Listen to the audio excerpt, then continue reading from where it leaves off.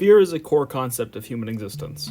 General anxiety pervades our daily lives, and the mechanisms for a feeling of terror or unease are written into us on a cellular level. It makes sense that human art would be a viable medium for expressing and conceptualizing these fears and anxieties in a manner that would speak to others on a greater emotional level. Horror and film have one of the most bounteous and creative relationships in the medium, and stories meant to terrify viewers have captured the hearts of audiences for generations through a unique sense of darkly ambitious charm. Despite the nature of horror as a genre intended to frighten and upset the viewer, it has long captivated audiences with an almost mystical quality suspense.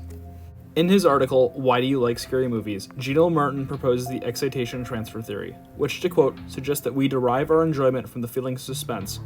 When a threat is resolved, our negative affect converts to euphoria and the suspense ends, end quote. What this line of thinking would suggest is that it is not the terror that draws viewers in, but the excitement that results from it dissipating, an experience not dissimilar from the relief of something like coming from the experience of a college student finishing a difficult exam and just being glad it's over. Following this line of thinking, the scarier the threat, the more relief when it no longer poses a threat.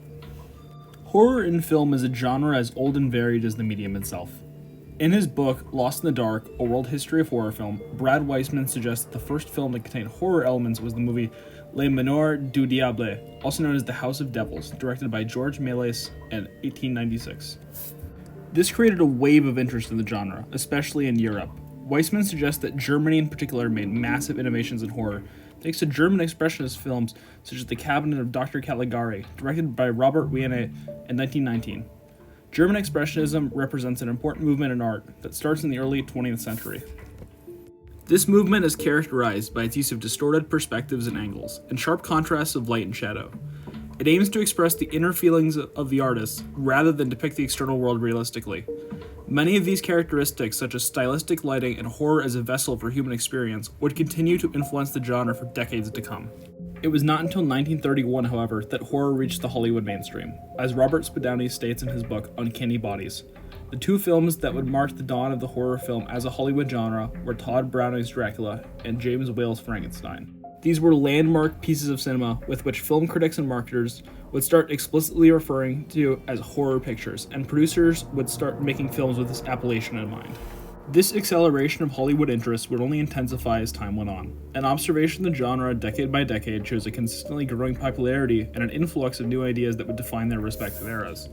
Whether that may be the cheesy sci-fi horror of the 50s and 60s, the slasher films of the 70s and 80s, the found footage horror films of the 90s and 2000s, or the rise of A24-style elevated horror films of the 2010s and 2020s. In this sense, perhaps the greatest quality of horror is its universality as a storytelling medium.